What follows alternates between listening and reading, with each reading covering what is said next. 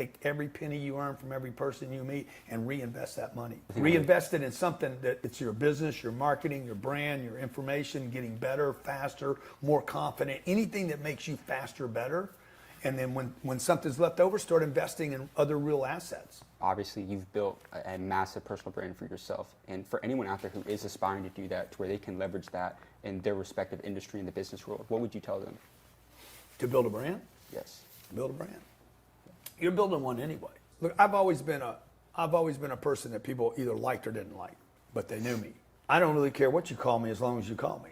Like, I might not be the best player, but I'm gonna be out there. I'm gonna make some noise. I'm gonna figure it out. I'm gonna get ridiculed for it too, but I'm gonna make some noise. And if you keep getting out there making noise, you're gonna figure out, okay, you know, in the beginning you're gonna be awkward and you're gonna be an idiot and you're gonna be made fun of. So the only thing I can do is like, the fucking guy shows up every day.